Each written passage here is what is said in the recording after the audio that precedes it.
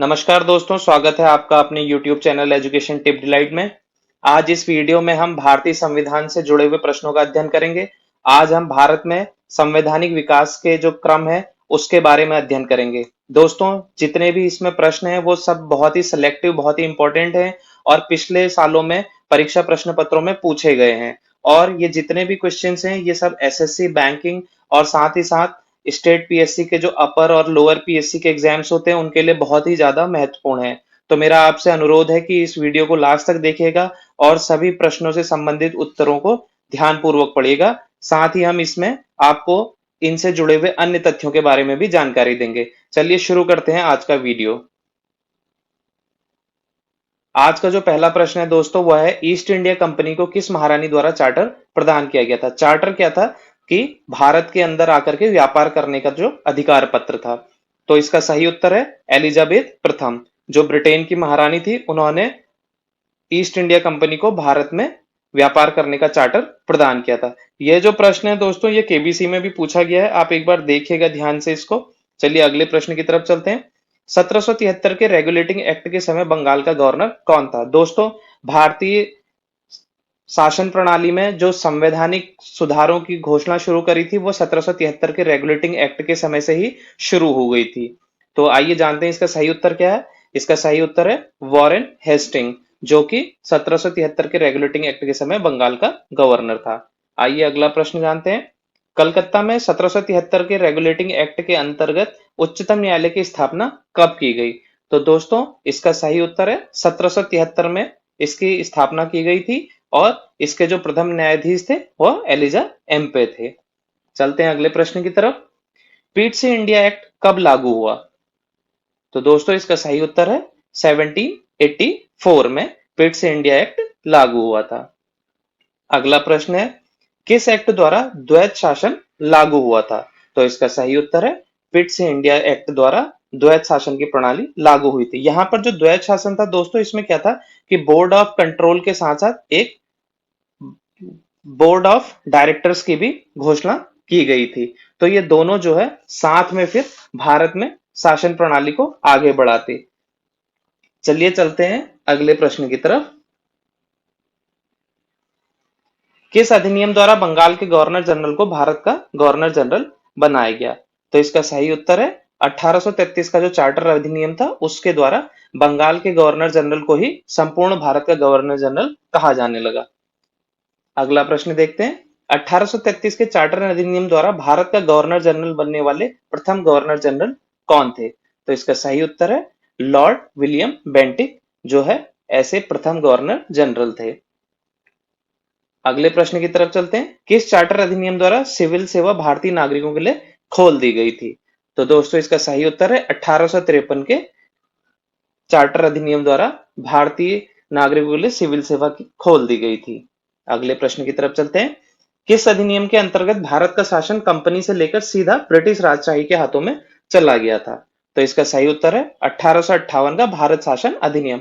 और ये क्यों आया था? 1857 का जो हमारा प्रथम विद्रोह था स्वतंत्रता का, उसके बाद ब्रिटिश प्रशासन ने संपूर्ण भारतीय शासन सीधे अपने कंट्रोल में ले लिया था। चलिए अगले प्रश्न की तरफ। किस अधिनियम द्वारा वायसराय की परिषद में भारतीयों को शामिल करने की व्यवस्था की गई? तो इसका सही उत्तर है 1861 का भारत परिषद अधिनियम द्वारा भारतीयों को भी वायसराय की परिषद में शामिल करने की व्यवस्था की गई। और ये जो वायसराय शब्द है दोस्तों, यह भी 1858 के भारत शासन अधिनियम द्वारा दिया गया है। जो गवर्नर जनरल होता था उसको 1858 भारत शासन अधिनियम के बाद वायसराय कहा जाने लगा था।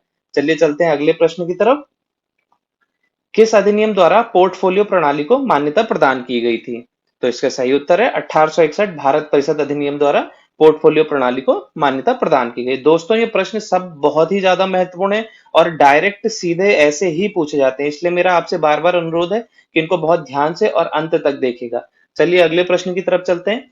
किस अधिनियम के द्वारा विधान परिषदों को बजट पर बहस करने का अधिकार दे दिया गया? तो इसका सही उत्तर है 1892 का भारत परिषद अधिनियम। अगले प्रश्न की तरफ चलते हैं। ब्रिटिश कालीन भारत में बजट की व्यवस्था को कब प्रारंभ किया गया?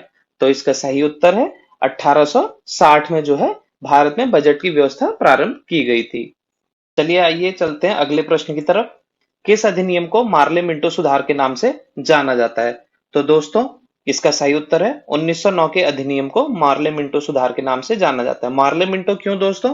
क्योंकि जो लॉर्ड मॉर्ले थे वह इंग्लैंड में भारत के राज्य सचिव थे और लॉर्ड मिंटो भारत में वायसराय थे, इसलिए इन दोनों के नाम पे मार्ले मिंटो सुधार कहा जाता है। चलिए अगले प्रश्न की तरफ चलते हैं।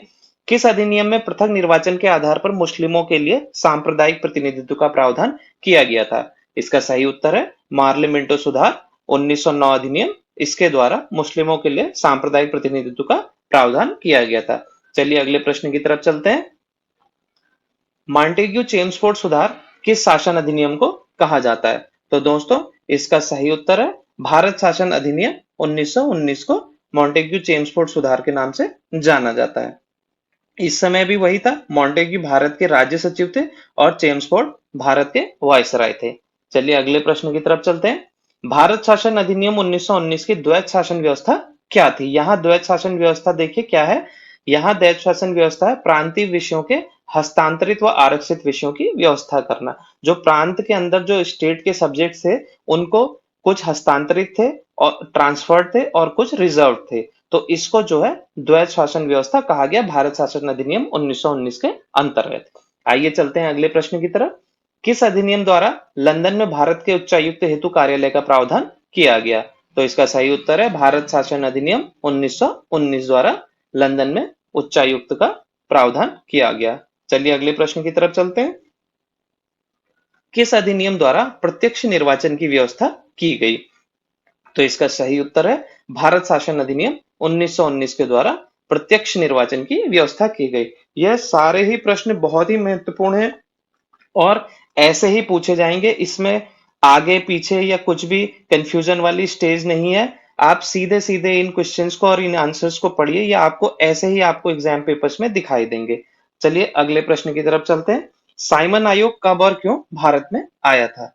तो जो साइमन आयोग था वह 1927 में भारत में आया था और यह संवैधानिक सुधारों की स्थिति के लिए कि भारत में किस तरीके के संवैधानिक सुधारों की आवश्यकता है और उन्हें किस तरीके से लागू किया जाए, इन सब के अध्ययन के लिए साइमन आयोग भारत आया था। चलिए अगले प्रश्न की तरफ चलते हैं। किस अधिनियम द्वारा 3 सूचियों यथा संघीय, राज्य और समवर्ती के आधार पर शक्तियों के बंटवारे का प्रावधान किया गया था? तो इसका सही उत्तर है भारत शासन अधिनियम 1935 के द्वारा 3 सूचियां बनाई गई थी। चलिए अगले प्रश्न की तरफ चलते हैं।